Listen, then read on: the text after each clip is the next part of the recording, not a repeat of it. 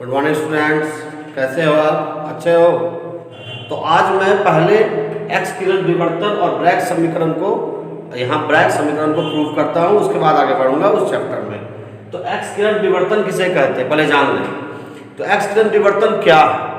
तो वैसी विधि या वह विधि जिससे क्रिस्टल की संरचना ज्ञात की जाती है उसे एक्स किरण विवर्तन कहते हैं। फिर से एक बात कि वह विधि जिससे क्रिस्टल की संरचना ज्ञात की जाती है उसे एक्स किरण विवर्तन कहते हैं। विवर्तन का मतलब क्या होता है? विवर्तन का मतलब लाइक परावर्तन। जैसे परावर्तन होता है ना कि किसी तल पर यदि प्रकाश किरण को प्रवाहित करोगे तो ये पहले आपतित होता है, फिर क्या होता है? परावर्तित हो जाता है। तो ये जो है ये आपतित किरणें हैं और ये जो होता है वो विवर्तित किरणें होती हैं, वह लाइक परावर्तित किरणें हैं। तो यहाँ एक्स किरण विवर्तन जो है वो क्या है जान लो कि एक्स किरण विवर्तन किसे कहते हैं कि वह विधि या वैसी विधि जिससे क्रिस्टल का संरचना ज्ञात किया जाता है उसे एक्स किरण विवर्तन कहते हैं। अब आते हैं हम लोग ब्रैग समीकरण पर। ब्रैग समीकरण क्या है ना? वैसे ये सब जो समीकरण है वो आपको 12 में नहीं पढ़ने हैं, बिहार बोर्ड में। दूसरे बोर्ड में पढ़ने हो सकते हैं लेकिन बिहार बोर्ड में नहीं पढ़ने। तो ब्रैग समीकरण जो है वो क्या है? ब्रैग समीकरण। तो ब्रैग जो थे, ब्रैग ऐसा नहीं कि एक ही आदमी, दो आदमी थे। एक का नाम था WH ब्रैग, WH ब्रैग, और उन्हीं के बेटे थे, है ना, उनके ही बेटे थे जिनका नाम था WL ब्रैग, WL ब्रैग। यानी पहला का नाम था W, यानी बाप का नाम था, पिताजी का नाम था WH ब्रैग और पुत्र जी का नाम था WL ब्रैग। तो WH ब्रैग क्या था? तो H जो था W for William, H for Henry और ब्रैग यानी विलियम हेनरी ब्रैग और विलियम लॉरेंस ब्रैग, ये दोनों ने मिलकर क्या किया? एक्स किरण विवर्तन की सहायता से, ध्यान दीजिएगा, एक्स किरण विवर्तन की सहायता से ZnS, याद है, जिंक सल्फाइड, इसको हम लोग जिंक ब्लैंड भी कहते हैं। क्या कहते हैं हम लोग? जिंक ब्लैंड भी कहते हैं। और इन्होंने एक्स किरण विवर्तन सिद्धांत की सहायता से ZnS की संरचना का निर्धारण किया, है ना। क्या किया? फिर सुनेगा क्या बोला? मैंने बोला कि ब्रैग यानी WH ब्रैग और WL ब्रैग ने किसके? एक्स किरण विवर्तन के सिद्धांत की सहायता से ZnS यानी जिंक ब्लैंड, जिंक का अयस्क होता है, ZnS के संरचना का निर्धारण किया, है ना। ब्रैग के अनुसार क्या था? इनका नियम क्या था? तो ब्रैग के अनुसार यह नियम क्या था कि तरंगों का पथांतर मैं बताऊंगा अभी कुछ देर में, कि तरंगों का पथांतर उसके तरंगदैर्घ्य के पूर्ण गुणक होता है। फिर से सुनिए एक बार, क्या बोला मैंने? कि तरंगों का पथांतर, है ना, यदि तरंग अलग अलग परत में हो तब, यानी एक परत, दूसरा परत, तीसरा परत, क्रिस्टल में तो परत होता है ना। तो यहाँ पर क्या बोला मैंने? ध्यान दीजिएगा कि तरंगों का पथांतर उसके तरंगदैर्घ्य का पूर्ण गुणक होता है। पूर्ण गुणक मतलब जैसे 1 2 0 1 2 3 4 ऐसे। फिर से सुने एक बार, क्या बोला मैंने बोला कि ब्रैग समीकरण क्या है? ब्रैग समीकरण तो अभी चर्चा करेंगे। फिलहाल ब्रैग ने क्या किया? WH ब्रैग और WL ब्रैग ने दोनों ने मिलकर एक्स किरण विवर्तन की सहायता से जिंक सल्फाइड यानी जिंक ब्लैंड के संरचना का निर्धारण किया और उन्होंने एक नियम दिया। वो नियम यह था कि तरंगों का पथांतर उसके तरंगदैर्घ्य के क्या पूर्ण गुणक होता है। फिर सुने एक बार, आखिरी बार सुने फिर आगे बढ़ेंगे। तो फिर से सुने कि तरंगों का पथांतर उसके तरंगदैर्घ्य के पूर्ण गुणक होता है। और उसी के आधार पर उन्होंने एक समीकरण निकाला जो था n लैम्डा बराबर 2d sine theta. n lambda बराबर क्या? 2d sine theta. तो इसी को तो प्रूफ करना है कि नहीं? क्या था? n लैम्डा बराबर 2d साइन थीटा। n क्या है? जहां n है पूर्णांक, है ना। लैम्डा क्या है? तरंगदैर्घ्य। लैम्डा क्या है? तरंगदैर्घ्य। आपको दिख रहा होगा, फुल फिजिक्स है भाई, फुल फिजिक्स, है ना। d क्या है? परतों के बीच की दूरी, परतों के क्या बीच की दूरी और थीटा है कोण, है ना। तो चलिए एक बार मैं फिर बता देता हूं आपको एक्स किरण विवर्तन किसे कहते हैं। तो वह विधि जिससे क्रिस्टल की संरचना ज्ञात की जाती है उसे एक्स किरण विवर्तन कहते हैं। हो गया। उसके बाद ब्रैग समीकरण के लिए, तो ब्रैग समीकरण के लिए हम लोग लिखेंगे कि WH ब्रैग तथा WL ब्रैग ने एक्स किरण विवर्तन की सहायता से ZnS जिंक सल्फाइड की संरचना का निर्धारण किया, है ना। ब्रैग के अनुसार क्या था कि तरंगों का पथांतर उसके तरंग दैर्घ्य के पूर्ण गुणक होता है। और उसके लिए उन्होंने एक समीकरण का प्रतिपादन किया, वो था n लैम्डा बराबर 2t sin थीटा। मैं अभी इसको प्रूव करूंगा कुछ देर में। फिलहाल लिख लीजिए पहले, देखिए एक्स किरण विवर्तन लिख के डैश दे दीजिए। लिखिए वह विधि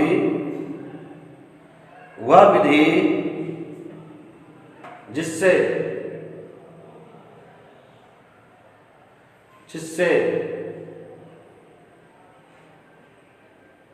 क्रिस्टल की संरचना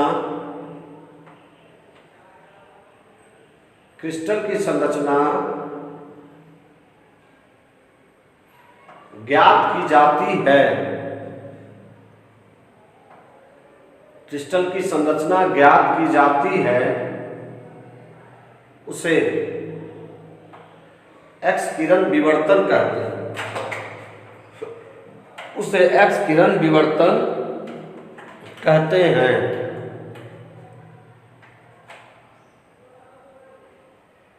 हो गया। लिखे अब नीचे लिखते हैं ब्रैग समीकरण, लिख के डैश दे। लिखिएगा WH ब्रैग,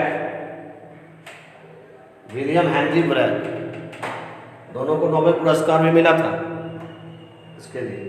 WH ब्रैग तथा WL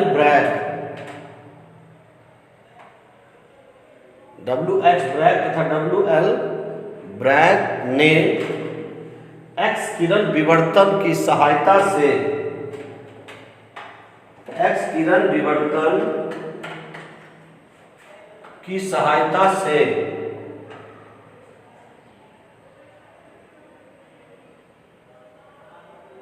ZnS जिंक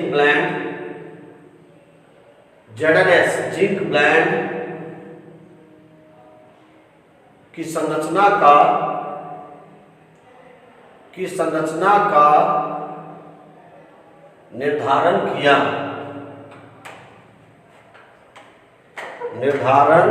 किया। हो गया। लिखिएगा लाइन चेंज करके, ब्रैग के अनुसार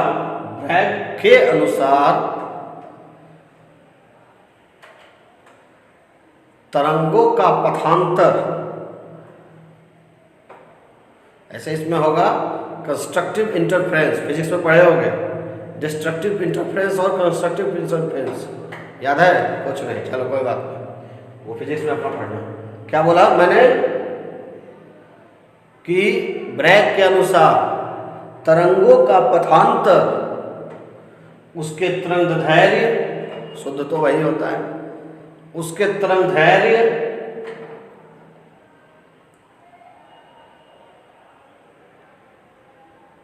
का पूर्ण गुणक होता है।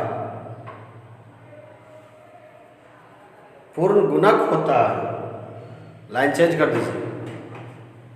इसके लिए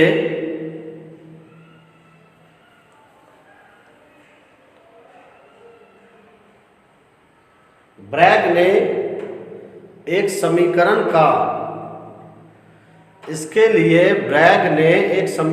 का प्रतिपादन किया। इसे ब्रैग समीकरण कहते हैं। कॉपी कर लीजिए जल्दी कॉपी कर लीजिए, तब तक मैं इंक डाल लूँ और फिर देखता हूँ क्या हो सकता है।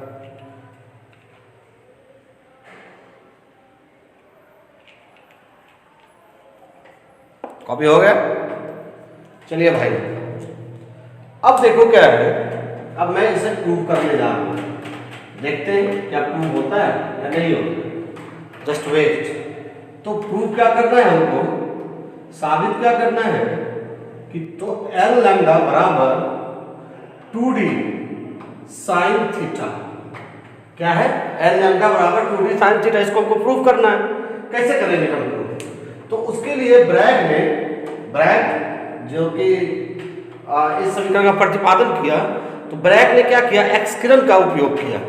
क्यों एक्स किरण का किया? क्योंकि इसका जो वेवलेंथ होता है, तरंगदैर्घ्य होता है, वो कम होता है और इसकी भेदन क्षमता जो होती है वो बहुत अधिक होती है। तब उन्होंने क्या किया कि क्रिस्टल के सतह पर एक्स किरण को प्रवाहित किया, यानी आपतित किया। देखेंगे हम लोग। तो हम लोग क्या जानते हैं कि जो क्रिस्टल होता है, तो क्रिस्टल में जितने परमाणु होते हैं, ये सब देखो परमाणु एक क्रम में व्यवस्थित रहते हैं, इधर उधर बढ़ के नहीं रहते हैं।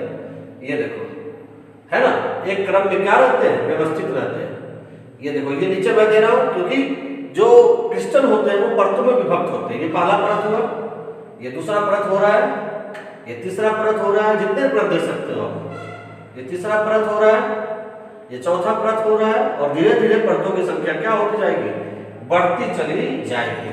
तो इसमें क्या किया, ब्रैग साहब ने क्या किया कि एक्स किरण का को प्रवाहित किया। किस पर? तो पहले लेयर पर, यानी पहले एक किरण को, एक्स किरण के को प्रवाहित किया कहां, इस पर। अब क्या हुआ, जो एक्स किरण है, यानी एक जो किरण है एक्स किरण का, वो ये परमाणु से टकराकर क्या हो गया, परावर्तित हो गया। एक्चुअल में परावर्तित बोलते हैं, लेकिन यहां पे बोलेंगे हम लोग क्या, विवर्तित हो गया, है ना। तो ये जो है, ध्यान दीजिएगा इधर, ये पहला, देखो ये क्रिस्टल का पहला लेयर है, ये पहली परत है क्रिस्टल की, ये पहली परत है ना। और थोड़ा सा एक स्टेप और आगे बढ़ा दूं इसको, मैं सबको एक एक स्टेप आगे बढ़ा देता हूं। तो ये जो है, ये ध्यान दीजिएगा, ये क्रिस्टल का जो है वो पहली परत है। उसके बाद ये जो है, ये क्रिस्टल की क्या है, दूसरी परत है, ये तीसरी परत है ना। और परमाणु जो है वो बिखरे से है, इधर उधर फैले हुए हैं। अब ये देखो, यहाँ स्कैटर हो रहा है। तो क्या हो गया कि ये जो एक्स किरण को जब प्रवाहित किया गया क्रिस्टल के सतह पर, तो एक किरण जो थी वो एक ये परमाणु से टकराकर क्या हो गई, विवर्तित हो गई। यानी यहां से ये आपतित हो रही है, ये हो गया आपतित किरणें, आपतित क्या किरणें। अब यहां से ये क्या हो गई है, परावर्तित। लेकिन यहां परावर्तित की जगह हम लोग क्या बोलेंगे, विवर्तित, यानी विवर्तित किरणें। ये विवर्तित किरण है, किरणें नहीं बल्कि किरण, एक किरण है। यहां से ये आपतित हुई, यहां से ये क्या हो गई, विवर्तित हुई। अब जो आपतित कोण बनेगा, ये कितना बनेगा, थीटा। परावर्तन कोण भी क्या बनेगा, थीटा ही बनेगा। आपतन कोण और परावर्तन कोण, शायद यही बोलते हैं हिंदी में। अब ये क्या हो गया कि इसी तरह का, अब ये पहला किरण, तो चूंकि एक्स किरण में भेदन क्षमता अधिक होती है, तो एक एक्स किरण क्या हुआ कि दूसरे परत में भी क्या हो गया, पेनिट्रेट किया, यानी भेदते हुए वो अंदर आ गया। और अंदर आने के बाद वो ये परमाणु के द्वारा वो भी रिफ्लेक्ट हो गया। इसको यहां रिफ्लेक्ट की जगह कहते हैं डिफ्रैक्ट हो गया। तो डिफ्रैक्ट हो गया, और डिफ्रैक्ट हो गया तो दूसरा जो है, ये दूसरी किरण है, ये भी पहले आपतित हुई, उसके बाद विवर्तित हो गई। और विवर्तित होने में आप ध्यान दो, यहाँ पर इसका भी जो कोण बना, ये यहाँ पर, तो ये कौन सा कोण बना, थीटा। ये भी कौन सा कोण बना, थीटा। कोई दिक्कत नहीं है। अब जो है, ध्यान दें, हम ये मानते हैं क्या, ये दोनों की जो बीच की दूरी है, परतों के बीच की जो दूरी है, ध्यान दीजिएगा इधर, परतों के बीच की जो दूरी है उसको हम लोग मानते हैं क्या, टी। परतों के बीच की दूरी हम लोग मानते हैं क्या, डी मानते हैं। चलिए, तो ये आप देख रहे हैं ध्यान से, क्या देख रहे हैं कि पहली जो किरण है, तो पहली किरण की अपेक्षा जो दूसरी किरण है उसने दूरी अधिक तय की है, जाना उसको वही है। लेकिन पहली किरण जो है उसने दूरी कम तय की, और दूसरी किरण जो है उसने दूरी क्या है, ज्यादा तय की। देखने में भी लग रहा है ना। जैसे कि आप यहां से पटना जाओ, तो यहाँ से पटना जाओ या तो आप बख्तियारपुर होते जाओ सीधा, है ना, मान लो कि यहाँ से 130 किलोमीटर है, या गया होके जाओ 200 किलोमीटर है। तो जाना है तुमको गया है, ये पटना है, लेकिन दोनों में जो ट्रैवल किसने ज़्यादा किया, किसने ज़्यादा दूरी तय की, तो 200 वाला कितना ज़्यादा दूरी तय की, तो ज़्यादा दूरी तय की कितना, ध्यान दीजिएगा, तो 200 और पटना जाने में कितना लगता है 130, यानी 70 किलोमीटर की दूरी ज़्यादा तय की, है ना। यानी कहने का मतलब है कि दूसरी जो किरण है वो कहीं ना कहीं कुछ ज़्यादा दूरी तय की, लेकिन कितना। तो आप ध्यान दें, यहाँ से इसके लिए हम लोग क्या करते हैं, ये जो किरण है इसको यहाँ से अभिलंब खींच देते हैं, देखो ये यहाँ तक आ रही है, यानी यहाँ तक, यहीं तक दूरी, ये जो कि दोनों किरणें हैं यहाँ तक पैरेलल है, समानांतर है, लेकिन यहाँ से फिर पैरेलल नहीं है। फिर ये जो किरण है इसमें यहाँ पर हम एक और अभिलंब यानी लंब खींच देते हैं, ध्यान है। तो इसका मतलब ये ध्यान दो, यहाँ पर थोड़ा सा ध्यान दो, बस कुछ नहीं है इसमें, कि यहाँ ये जो दोनों किरणें यहाँ तक समानांतर है, ये किरणें दोनों जो है यहाँ तक क्या है समानांतर। अब क्या है, यहाँ पर एक बीच की दूरी जो है वो आप खींच देते हैं लाइन, जैसे यहाँ खींचा हुआ है, तो ये जो बीच की दूरी है वो है क्या, डी, कोई दिक्कत नहीं। अब हम लोग थोड़ा मान लेते हैं, इसको मान ले ए, इसको मान ले बी, इसको मान ले सी और इसको मान ले क्या, डी। तो आप ध्यान दीजिए कि दूसरी जो किरण है वो पहले किरण की अपेक्षा कितनी अधिक दूरी तय करती है। तो ध्यान दें, यहाँ तक तो दोनों साथ चलती है ना, ए तक तो साथ चलती है, यहाँ पर भी सी के बाद दोनों समानांतर है, लेकिन असली जो बी जो है यानी दूसरी किरण जो है वो दूरी तय करती है यहाँ से लेकर यहाँ, जो कि एक्स्ट्रा है, या इसी को कहते हैं पथांतर, है ना। यहाँ से यहाँ तक की जो दूरी है, ध्यान दीजिएगा, यहाँ से यहाँ तक की जो दूरी है उसने दूसरी किरण ने एक्स्ट्रा दूरी तय की है, अतिरिक्त दूरी तय की है। जैसे हम लोग पटना जाते हैं 130 किलोमीटर बख्तियारपुर होते जाएगा, 200 किलोमीटर गया होकर जाएगा, तो कहेगा कि कितना, कौन ज्यादा दूरी तय किया, तो गया होगा, लेकिन कितना दूरी तय किया, तो 70 किलोमीटर, यानी 200 माइनस क्या किए 130, यानी 70 किलोमीटर की जो दूरी है वो मैंने एक्स्ट्रा, या जो जा रहे हैं पटना उन्होंने एक्स्ट्रा तय की। तो यहाँ पर यदि आपको बोल दिया जाए कि दूसरी जो किरण है वो कितना दूरी अधिक तय किया, तो ए बी सी नहीं बल्कि ए डी सी, यहाँ से लेकर यहाँ तक की जो दूरी है उस दूसरे किरण ने एक्स्ट्रा दूरी तय करी है। अब चलो तो साबित करते हैं हम लोग। तो अब यहाँ से देखते हैं, माना कि याद रखें कि एक्स किरण एक क्या है, विद्युत चुंबकीय तरंगे हैं, याद रखें, है ना। चलिए अब देखते हैं, हम आगे बढ़े तो थोड़ा सा इंक डाल लूँगा इधर, उसके बाद तो क्या है, माना कि ये जो है एक्स्ट्रा दूरी है ए डी सी कि ए डी सी है ना एक्स्ट्रा दूरी, दूसरा परत ने एक्स्ट्रा दूरी कितना तय किया, तो यहाँ से लेकर कहाँ तक, यहाँ तक, यानी कि ए डी सी। और याद रखें कि ये जो है ये ए डी बराबर है डी सी के, ये जो है ये और ये दोनों क्या है, बराबर है, दोनों हमेशा बराबर रहेगा। तो माना कि ए बी डी का तरंग है, क्योंकि तरंग है, एक्चुअल में ये सब जो है तरंग के रूप में ही चलती है, तो मैं दिखा नहीं रहा हूं तरंग के रूप में, है ना। तो माना कि क्या ए बी डी का क्या तरंग दैर्घ्य, तो तरंग दैर्घ्य क्या मान लिया मैंने, लैम्डा मान लिया। तो लैम्डा क्या होता है कि तरंग दैर्घ्य किसे कहते हैं, कि दो कर्मागत शीर्षों के बीच की दूरी को हम लोग तरंग दैर्घ्य कहते हैं। यानी कि देखो ऐसे ये है, यहाँ से ऐसे, तो कर्मागत शीर्ष कौन है, तो शीर्ष ये, गर्त कौन है, गर्त ये है ना, ये शीर्ष है और ये क्या है, गर्त। तो यहाँ से यहाँ तक की जो दूरी होती है इसको हम लोग क्या कहते हैं, लैम्डा। फिर यहाँ से यहाँ तक की दूरी जो होती है उसको क्या कहते हैं, लैम्डा। यहाँ से यहाँ तक की दूरी जो होती है उसको क्या कहते हैं, लैम्डा। यहाँ से यहाँ तक की जो दूरी होती है उसको क्या कहते हैं, लैम्डा। तो ये थोड़ी खाली लैम्डा है, ये कुल मिलाकर ये कितने शीर्ष और कितने गर्त है, तो मान लो शीर्ष तो 4 शीर्ष है, तो इसकी दूरी कितनी हो गई, इसका तरंग दैर्घ्य कितना हो गया, 4 लैम्डा हुआ ना। उसी तरह से एबीसी जो है, ये जो देख रहे हो ये एबीसी, इसमें ऐसे तरंग चल रही होगी ना। अब इसमें जो है कि ये शीर्ष जो है वो कितने शीर्ष है पता ही नहीं है, तो हम यहाँ पर लिख देते हैं एबीडी का तरंग दैर्घ्य क्या n लैम्डा। n मतलब हो गया कि हम मान के चल रहे हैं कि उसमें शीर्ष की संख्या या गर्त की संख्या क्या है। तो ये जो देखो भाई यहाँ पर देखो फिर से कि अब ये जो है ये दो क्रमागत शीर्षों की दूरी ना लैम्डा कहलाती है। तो क्रमागत शीर्ष इसमें कई है, तो कई है तो कई लैम्डा हो गया, यानी n लैम्डा हो गया। चलो अब आगे बढ़े। तो देखो तो हम लोग लिख सकते हैं, ध्यान दीजिएगा, बी नहीं बल्कि ADC बराबर n लैम्डा लिख सकते हैं बच्चा। इसको समीकरण हम लोग मान ले 1।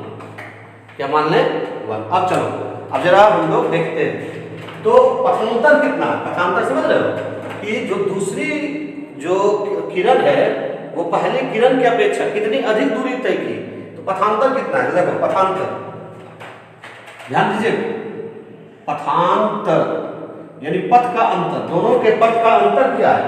तो यहां से यहां तक तो दोनों समानांतर आई किरणें, यहां से यहां तक भी समानांतर गई, लेकिन बीच में जो ये किरण है दूसरी किरण वो ज्यादा ट्रेवल कर गई मतलब ज्यादा दूरी तय करी। कितना से, ए से लेके सी तक। तो पथांतर कितना हो गया, ए से सी, यानी कि AD प्लस मतलब AD प्लस क्या DC, इसी को कहते हैं हम लोग क्या, पथांतर। बात समझ में आई। पथांतर का मतलब समझे कि इसका और इसके पथ का कितना अंतर है। यानी यहाँ से हम पटना गए तो पटना जाने में हम बख्तियारपुर से लगा 130 किलोमीटर और गया से होकर जाने में लगा 200 किलोमीटर। तो दोनों का पथांतर कितना था, तो क्या किए हम 200 माइनस 130 किए, 70 किलोमीटर पथांतर था, यानी पथ का अंतर था। तो ये पहली किरण जो चली और दूसरी किरण जो चली तो दोनों के बीच का जो पथांतर है, पथ का अंतर है, वो कितना है, तो A से लेकर C तक है। तो AD प्लस क्या DC लिख सकते हैं ना। तो AC प्लस क्या हो गया DC। तो पथांतर क्या है, टोटल पथांतर है ADC। तो ADC बराबर क्या हो गया, AD प्लस क्या DC, AD प्लस DC। बात समझे। अब बोलो सर ये ADC कहाँ से लिखे, देखो ABC है ना, तो ADC बराबर क्या होगा, AD प्लस DC। चलो हो गया तक। अब चलो अब जरा ध्यान से आगे बढ़े। तो त्रिभुज देखेगा, त्रिभुज कौन, यहां ध्यान दो, ADB में ये देखो समकोण त्रिभुज है ना, ये भी समकोण त्रिभुज है कि नहीं। तो ऐसे लिख सकते हो त्रिभुज क्या BAD में, उल्टा हो जाएगा ना यहाँ।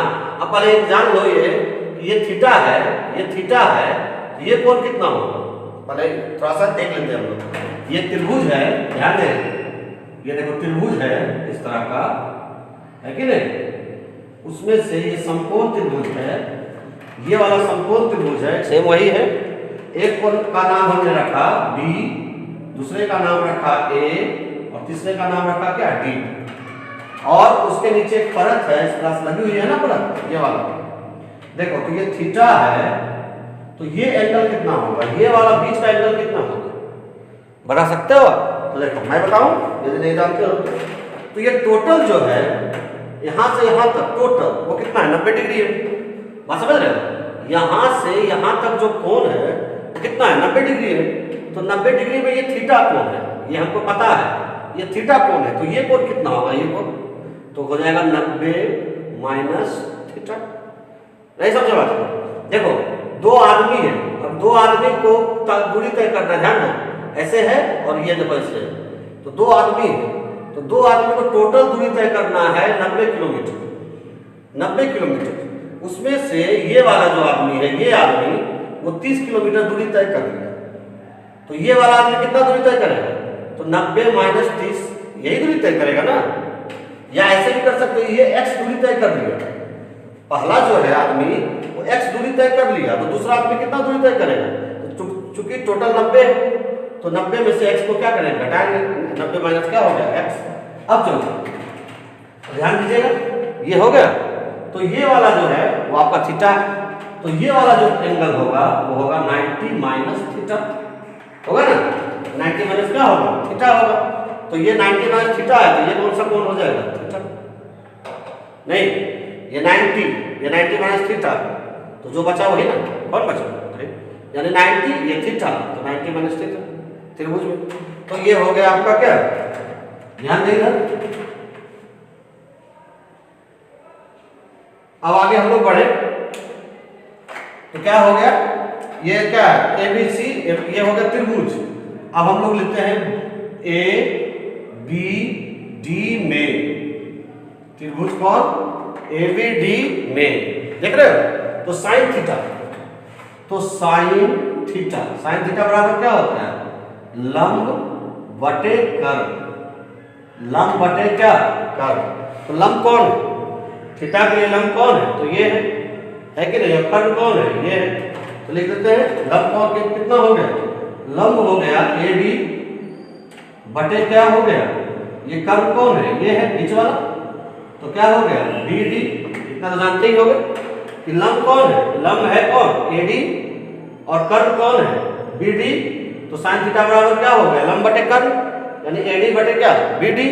तब चलो ध्यान दो, साइन थीटा बराबर AD रह गया। अब जो BD है, BD को क्या माने हुए हम देखो, BD को हम लोग D माने हुए है कि नहीं, BD को हम लोग D माने हुए, तो हो गया D, हो गया। तो चलो अब हो गया, तो ये AD बराबर क्या हुआ, ये दोनों गुना हो गया, AD बराबर क्या हुआ, ये दोनों गुना हुआ। तो AD बराबर हो गया D साइन थीटा। बात समझे, फिर सुनो क्या है, त्रिभुज कौन से ABD में, तो जो है साइन थीटा बराबर क्या होता है लंब बटा कर्व। तो लंब कौन है, लंब है AD, तो हो गया क्या AD, और कर्व कौन है, कौन है आपका ये BD। तो लंब बटे कर्व हो गया, तो साइन थीटा बराबर AD बटे क्या हो गया BD। तो चलो अब ये हो गया, ध्यान दीजिए। तो साइन थीटा, अब त्रिभुज, दूसरा त्रिभुज ले रहे हैं, त्रिभुज ध्यान दीजिएगा, त्रिभुज कौन ये वाला, ये देख रहे हो ये वाला त्रिभुज, ये यानी ये हो गया थीटा कोण, तो ये भी तो थीटे कोण होगा ना। तो ये देखो ये वाला, अब हम ये वाला निकाल चुके हैं यहाँ, अब ये वाला जो है ये वाला एंगल हम लोग ड्रॉ करेंगे। अब ये क्या करते हैं, एंगल नहीं बल्कि ट्रायंगल ड्रॉ करेंगे। देखो इस तरह से ऐसे है बना हुआ, ध्यान दीजिएगा, बस इसको समझे खत्म हो गया। और ये है इस तरह से बना हुआ, ये है राइट एंगल यानी कि 90 डिग्री है, ये है थीटा, और ये हो गया कौन सा 90 माइनस थीटा, इसको माना हुआ है B, ये C, ये क्या D। मैथमेटिक्स है, ट्रायगोनोमेट्री है, त्रिकोणमिति, आप लोग पढ़े भी होंगे है ना, त्रिकोणमिति ही है, कुछ और नहीं है इसमें। तो त्रिभुज क्या हो गया DBC में, देख रहे हो त्रिभुज कौन DBC में। तो साइन थीटा बराबर क्या होगा, साइन थीटा बराबर वही लंब बटे क्या कर्व, लंब बटे क्या कर्व। तो लंब बटे कर्व, लंब कितना है देखो, तो लंब है आपका कौन, तो BD है ना, लंब है BD, ये हो गया नहीं, BD नहीं, लंब है कौन DC, और कर्व कौन है BD, कर्व कौन है BD। तो देखिएगा, तो साइन थीटा ध्यान दें बस लास्ट लाइन में, साइन थीटा बराबर क्या हो गया DC हो गया, DC को DC रहने देते हैं। लेकिन BD क्या है, तो BD यहाँ भी माने हुए हम लोग कि जो BD है देखो यहाँ है ना, BD बराबर क्या है D, यहाँ भी BD बराबर क्या है D, देखो यहाँ पर भी है, BD को क्या माने हुए हम लोग D, तो BD बराबर क्या हो गया D, तो DC बटे क्या हो गया D। तो DC बराबर तब क्या हो गया, तो DC बराबर हो गया गुना हो गया इधर, तो D साइन थीटा, कोई दिक्कत D साइन थीटा। अब चलो चित्र यहां तक बना सकते हो, उतना जरूरी नहीं। अब यहां से देखो ध्यान दीजिएगा, बस लास्ट लाइन में है कि यहां पे क्या हो गया, त्रिभुज के लिए हम लोग DC बराबर D साइन थीटा आया और AD बराबर D साइन थीटा आया, तो यहाँ ADC बराबर कितना हो जाएगा, तो ADC AD और ये दोनों का मान रख देंगे। देखो तो पथांतर ध्यान दीजिएगा, क्या है पथांतर, देख रहे हो पथांतर क्या है AD प्लस DC, क्या है AD प्लस DC। तो AD का मान कितना है, देखो यहाँ लिखा हुआ D sine theta plus DC का मान कितना है, DC का मान भी है क्या D साइन थीटा। बात समझ में आई कैसे लिखे, यहाँ है ना पथांतर लिखा हुआ कि AD प्लस DC, तो AD का मान कितना है D साइन थीटा और DC का मान भी कितना है D साइन थीटा। तो तो पथांतर बराबर क्या होगा, डी साइन थीटा प्लस क्या होगा, डी साइन थीटा। तो यानी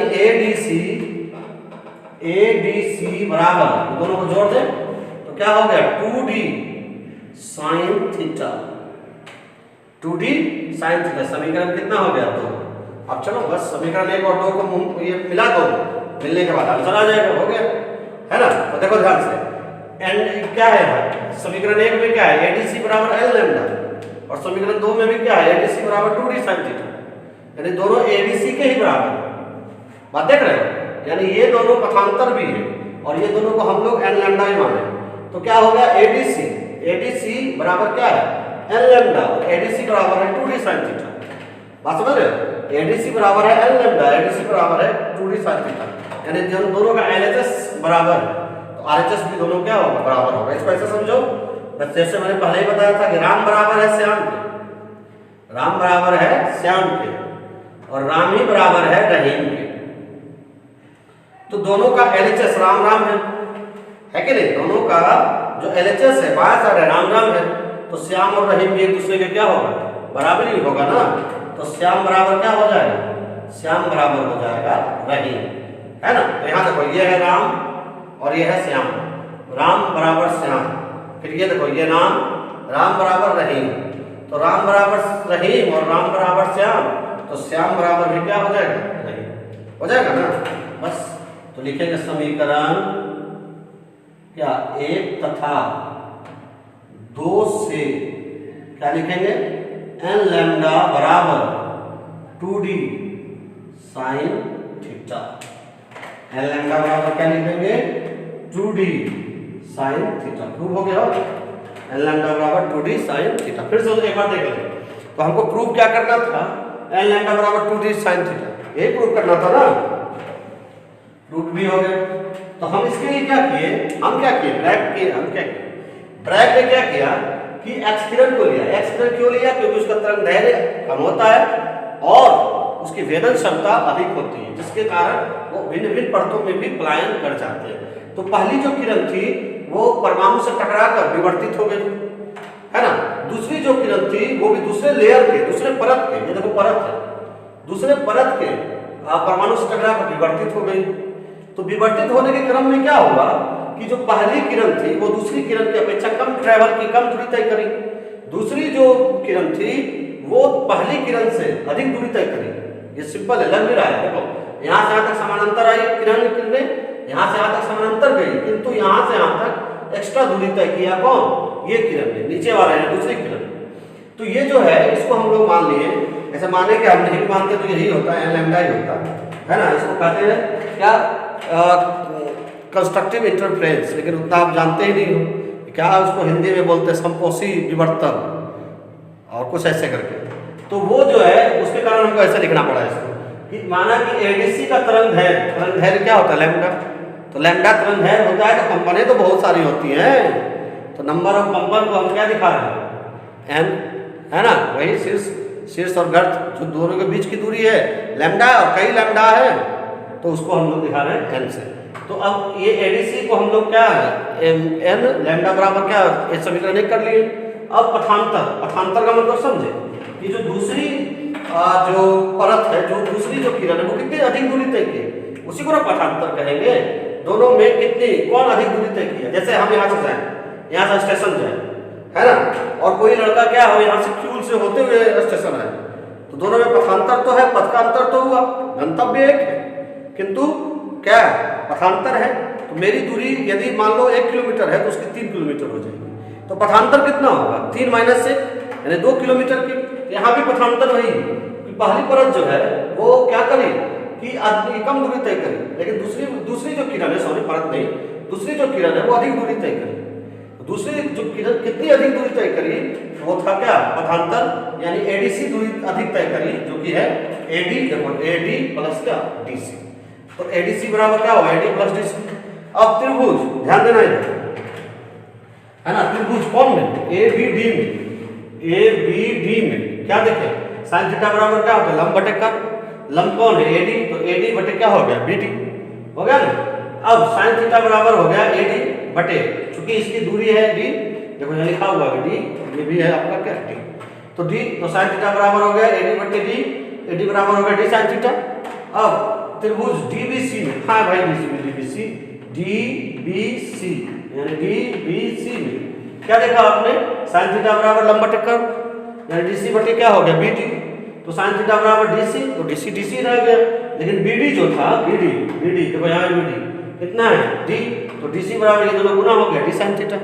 अब चलो पथांतर क्या लिखा हुआ है, पथांतर लिखा हुआ है एडी प्लस डीसी यानी एडी कितना है, एडी है डी साइन थीटा यानी डी साइन थीटा, उसके बाद डीसी है कितना D sine theta, D sine theta, जोड़ दिए दोनों को कितना हो गया 2d sin थीटा यानी एडीसी बराबर हो गया 2d sin थीटा। तो समीकरण 1 है, ये समीकरण 2 है, तो समीकरण 2 में ये एडीसी बराबर है n लैम्डा के, यहाँ एडीसी बराबर है 2d sin थीटा के, दोनों का एलएचएस बराबर है तो आरएचएस भी क्या होगा बराबर होगा, साबित हो गया। कॉपी कर दो जल्दी से, जल्दी चित्र जरूर बनाना, चित्र इसका मस्ट है। चलिए